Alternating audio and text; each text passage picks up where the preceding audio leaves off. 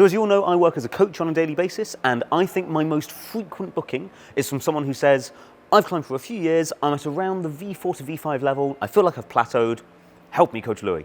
Usually what we look at are some common movement errors in the way they're approaching climbs at that sort of level. So to help us explore those common movement errors, we have recruited a volunteer student who we're going to watch do a few climbs at about their limit, around V4, V5. I think there's going to be loads of useful tips that you can take away and use in your own climbing. So for today, our volunteer student is, Hello. Finn. Finn is our volunteer student. Hello, Finn. How are you? No, I'm good. How are you? I'm very, very good. Thank you very much for joining us. Thank you for inviting me. Are you warmed up? I am warmed up. Let's go. Finn and I are going to take a look at this blue V3. Slabby climb on slightly insecure feeling handholds and slightly sketchy feeling feet. Yeah. Not too hard when you just do it really confidently, but it's hard to do it confidently because you feel a little bit insecure when you're doing it. Yeah, even like looking at them, they all look fairly generous, but where you're trying to keep the hips to the wall and move up higher. Yeah. I think, that's kind of what, not to dictate how you're going to feel on the climb. The handholds are actually quite nice, but they often feel like they're not quite pointing the way you want, and the footholds don't quite give you what you want when you're doing it. Yeah. But let's have a try at it. Let's see what you find. Yeah, go on, Finn. No. Ooh. Go on, stick with it.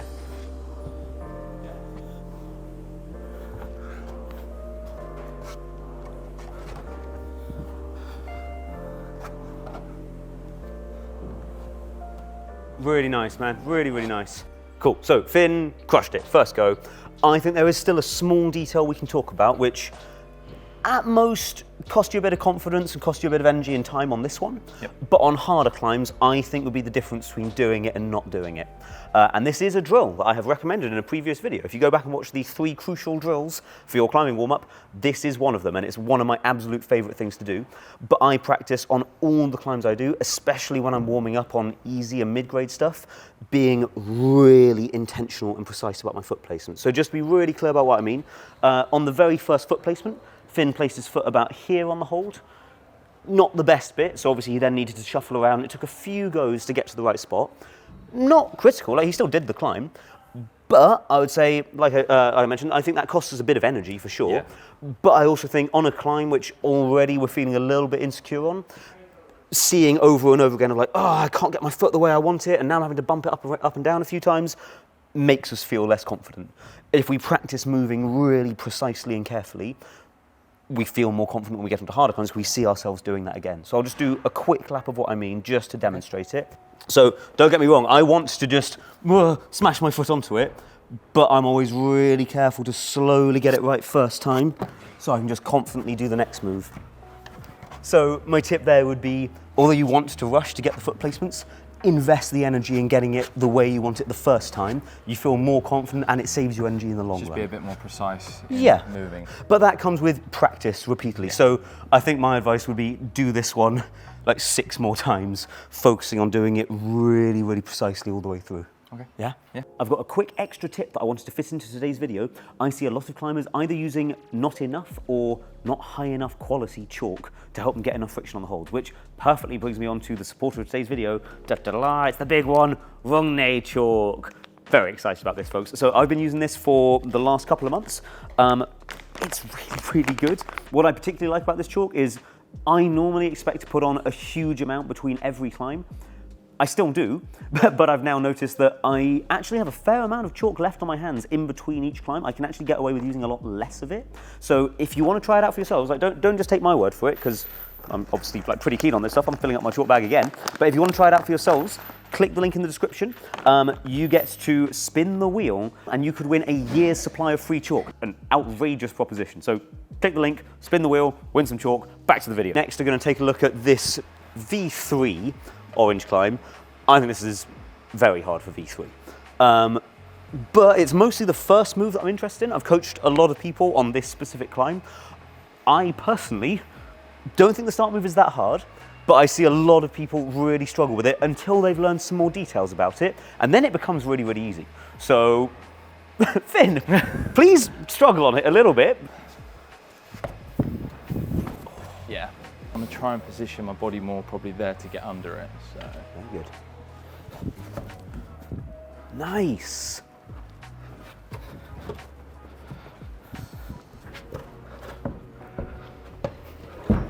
Ow. Go on.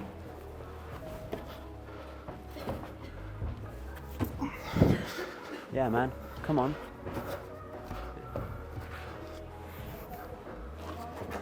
Oh, well saved. Come on.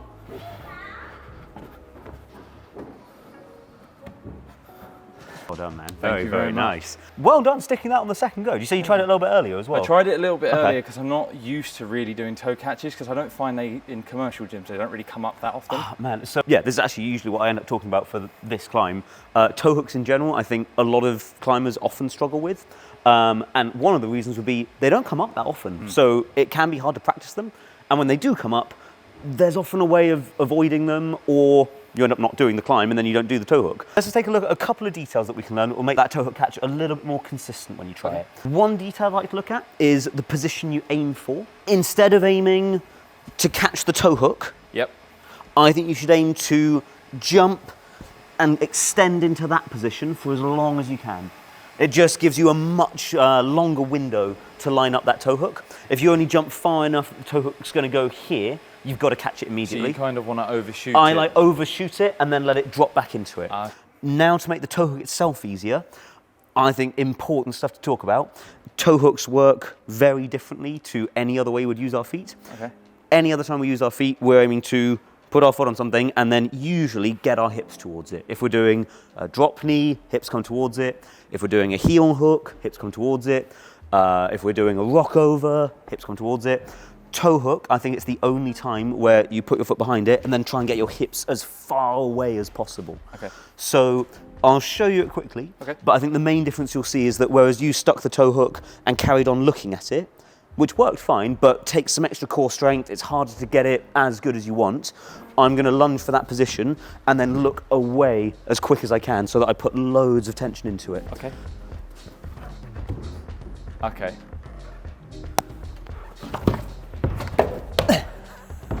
Messier than I wanted it to be. Is it there? Yeah, it's there. So, okay, just picking up on one other detail about toe hooks, which I think is good to talk about. Them even being called toe hooks, hugely misleading. And the way they put the rubber on our shoes, also a little bit misleading. Let's just do a very, very quick, silly demo. Okay. Raise your foot like this. I'm gonna try and make it touch the floor. Okay. Try really hard. Don't let me make it touch the floor. Okay. Ready? Okay. Oh. Yeah, that. It's hard to like. It's very difficult. Okay, try again.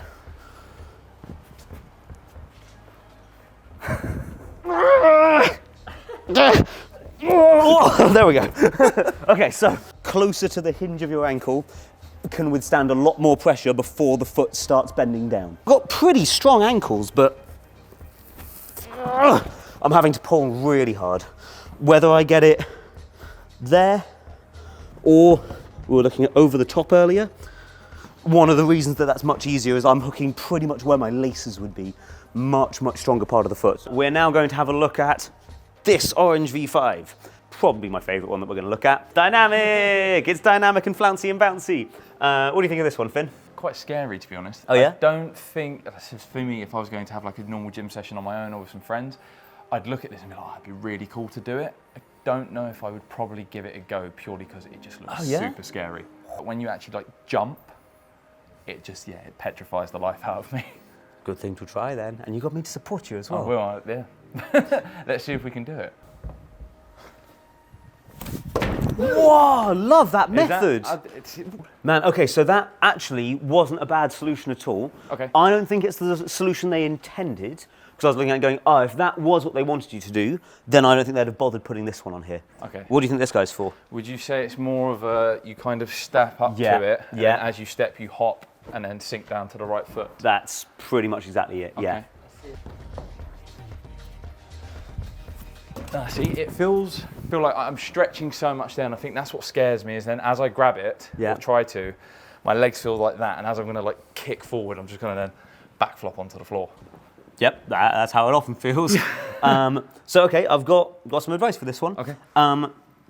I think the reason that foothold doesn't feel that great, and the reason you're not quite getting enough reach to get that hold, is that you're putting most of your focus on grabbing that hold. Yep. And not quite enough focus on all the details of the sequence that need to happen, which allow us to actually get that hold in the first place. And this is classic stuff that I've practiced in other videos with people. First off, let's just do a few laps of feet here and here. Just stand up and balance on it and let yourself fall off again. Okay. Just do that to start with. Nice. Again, even more enthusiastically. Nice. Nice. Go on. Good. Okay, really good. You mean naturally that it makes looked like it was really in range. Okay. Now I want to add a next step to the sequence. After you finish standing up, see if you can tap that next orange hold with both hands. You might have to stand up with a little bit more speed this time. Okay. Nice. Really, really nice. Do that 2 or 3 more times and try and leave a slightly longer pause before you tap it each time. Oh, good. I think more speed into the stand so you've got more time in that balance position. Okay. So just pull a tiny bit harder to get up. Yeah. Much better. Whoa! much better. Yeah. Okay, cool. I'm now going to show the whole sequence that I'd like us to learn. Okay. But the main mistake that I see students making at around this level when they're trying a coordinated dynamic move like this is trying to either just think about getting the handholds, and as we're finding for this one, if we just think about the handhold, we don't even get there in the first place. So we need to focus on the dead point position first, that stand-up position where we can slow down and give ourselves time and reach to get the next hold. Yep. But I'm then going to show you there's a couple more steps to this sequence, and I think when we're trying to do a chain of coordinated moves, it's really hard not to try and do all of them at once. Instead, we want to focus on doing each step of that sequence with the correct timing in order. So that's why I'm now getting Finn to practice just stand up, then stand up and tap the hold. And then it will be, I'll show it in a second, stand up, grab the hold, swing, land the foot, stand up, catch again. But with this specific pacing to it, which allows it to feel a little bit easier. Like, get out of the way, Sam.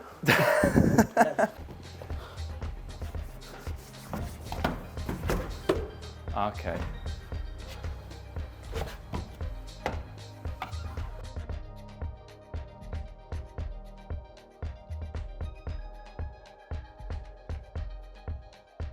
Just aim to stand up, catch it with both hands, and then just let yourself swing off down to the floor down there. Okay. Then we'll go for stand, catch, and kick the foothold. Okay. And then we'll aim to stand on it. Okay. Yeah, nice. Okay. Yeah. That was really good. Again, that was really good. So same thing, just aim to stand up, catch it, swing down to the floor. Okay.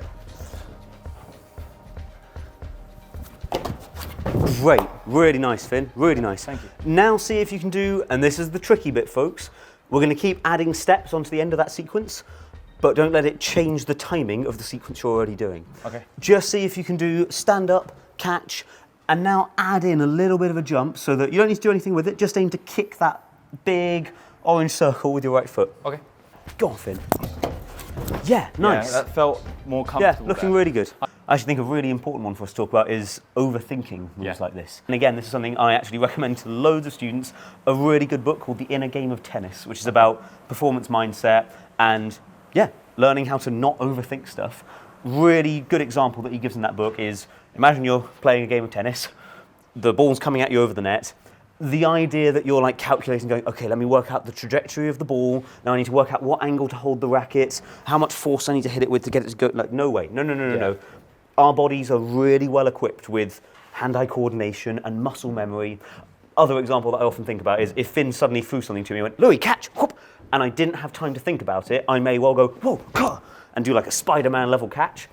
On the other hand, if Finn went like, okay, Louis, don't drop this, whoop, and threw it miles in the air, I would have ages to go, oh no, and I would probably miss an objectively much easier catch. Yeah. Dynamic movement, I think, is pretty similar. I think your body already has been like running and jumping and catching things and falling over and catching yourself. I think your body has got this. Yeah. And you trying to control all the little parts of it actually makes it harder.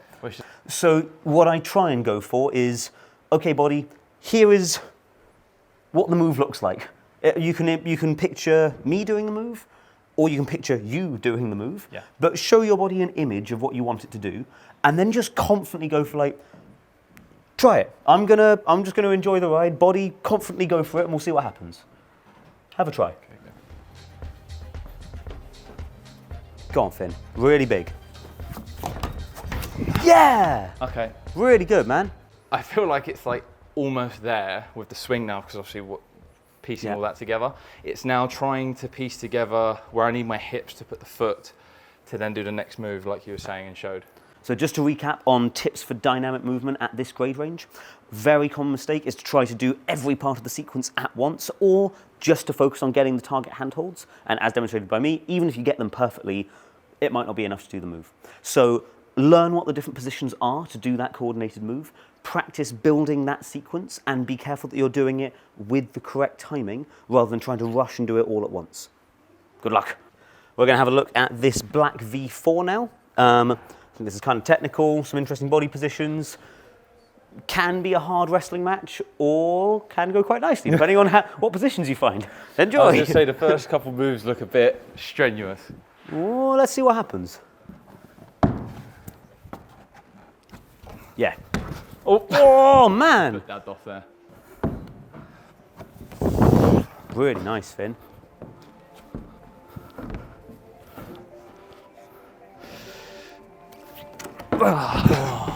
Try it from that crescent moon shape. Yeah, from there. Yeah, yeah, yeah. Come on. Oh. Yeah. Oh, look out! You lost your microphone again.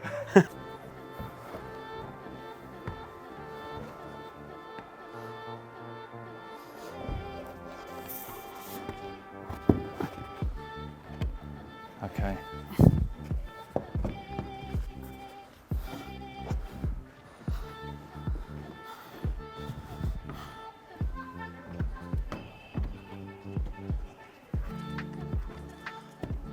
So, okay, tip I'd give for this one is one that I've definitely given before. When doing a tricky rockover move where you have to reach up into a hold, not reaching for it too early. On your first try on this one, you rocked over a bit, then went for it, but weren't in range for it. Yep.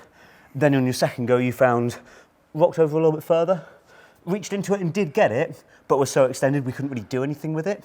The main one I tried to go for, and I know because I made the same mistake as you already on this climb, actually on my first go, I rocked over a bit, reached it, spent about a minute trying really, really hard, then came back down, finished the rock over, then reached up into it and found it was a very different move. On that go I did a second ago, I could feel my heel as I was rocking over. If I'd gone that tiny bit further, then I'm sitting on it and it's nice and comfortable to use. Let's also just be, because this is another one that I think would come up soon, placement of that heel. Yep. So if I put my heel where I want it to be, but then I start rolling onto it, I end up slightly past the point that I wanted. So maybe bring it a little bit further back so that as you roll onto it, it finishes in the position that you want to be when you do that move. Okay. Finn, come on. Yeah, yeah, yeah, keep going, keep going. Yeah, go on, keep leaning in. Yeah, nice. Ooh. Whoa, very nice. Go on, carry on.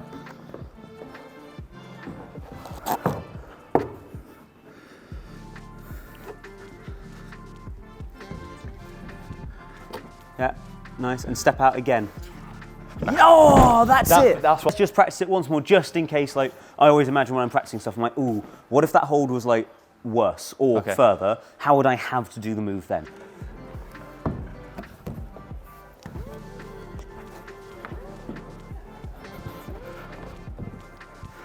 Yeah. Yeah, yeah, yeah. Keep going, keep going, keep going, keep going. Beautifully done.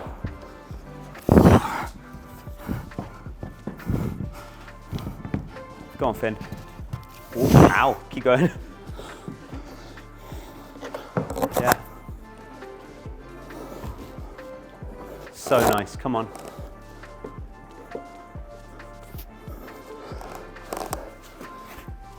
Yeah, yeah, yeah. Get a little toe hook with the right. Yes, Finn! Really nice, man. Very nice. Thank you. Very, very nice. I'm chuffed with that. That was a really, really good one.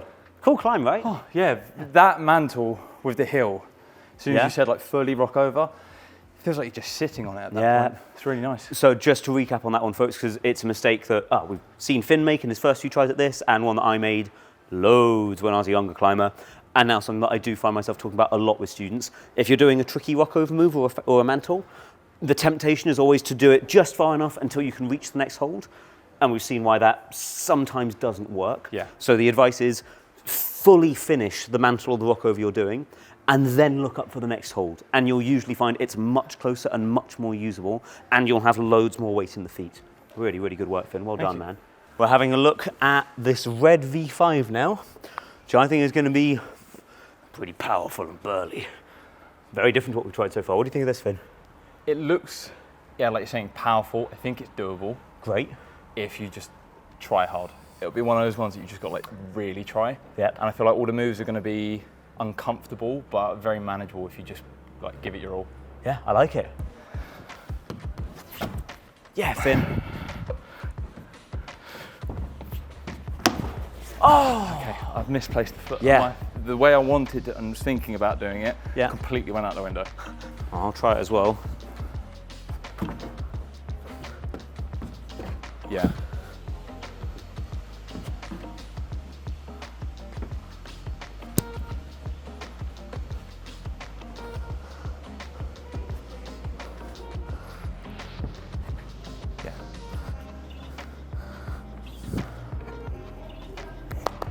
Oh, it's a nice one.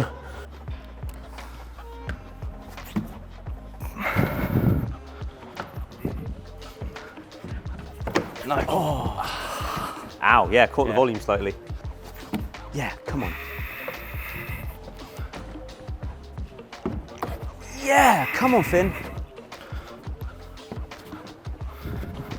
No, I've thought too much about the feet then. Tricky to get that section, huh? I have got a tip for this one. I wasn't sure until I watched Finn try it, but actually I do have one that I think is fairly common for a lot of climbers trying stuff like this. So Finn is losing a bit of energy by fighting with the holds when they're not at the best angle, rather than looking for a better angle. Let's mostly talk about this section here. That's the bit we're working on at the moment. You're reaching up into this one and spending a while fighting with it quite hard. It's hard not to concentrate on that because it's a bad hold. But on some attempts, you've brought the foot up. But even when you brought the foot up, the right foot stayed down here, and you didn't really step into a higher position until we were going for that next hold. Yep. And then when we caught that one, we were really low on it, not getting the best angle. So I'll demo it again, but I'm going to be like really specific about, okay, when I reach into that one, it's not great yet, so I'm going to keep most of the pressure here. When I get the left foot up, I'm then going to stand firmly into that position. Then it's really, really good. Okay. It also means when I get the next one, instead of being down here on them, I'm able to compress them together and use them in conjunction with one. Yeah, that's the word, conjunction with one another. So, okay. Okay.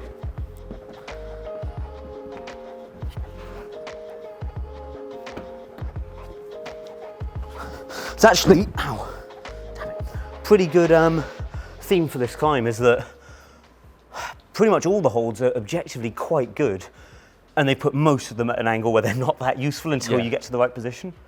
Try that once more. Okay.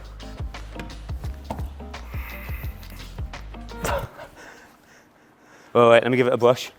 So aside from just thinking about this idea of don't fight with the holds, find a better angle, really useful one would be climb into the next position and find out what that better angle is, because before you got there you might not know it.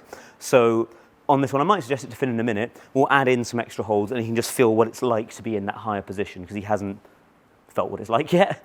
Let's try it once more and then we'll get there. Yeah, Finn. Yeah, come on. Good effort. Now I feel that. I get what you mean by you want to get yourself up and over slightly. Well, either, and I think this is the tricky one, either you want to be hanging off the left and reaching into it but not committing to it yet, or you want to hit it and immediately fling into that next position. Yeah. I think specifically what you don't want to do is end up having neither of them at the best angle, fighting with them there. Yeah. You either want to be here or here. So just to recap on the main tips we were talking about for this one, when you're using particularly bad holds, and I think slopers are the main one that get a lot of people, instead of fighting with the hold when you're not at the best angle, find out what the best angle is and fight to get that position. Then you don't need to work as hard to use the holds. Yeah. Get it, folks? Right, there we go, folks. That is the end of the episode. Thank you so much to Finn. Give Finn some love in the comments. Thank you so much, Finn. I did it too early. Pow, there you go, that's for you. Let us know what you think. Comment below and let us know which of the tips worked best for you, and we'll do another one of these and we'll do another one of these soon. In the meantime, folks, subscribe to the channel. That really, really helps us as we go about making more videos. Please like the video. That's a nice thing to do as well if you liked the video. Leave some comments. If you want some training plans for on-the-wall practice and off-the-wall conditioning, as well as live Q&As with myself every month, click that join button. You can find out about the Catalyst YouTube membership. And that's everything. See you later, folks. Bye.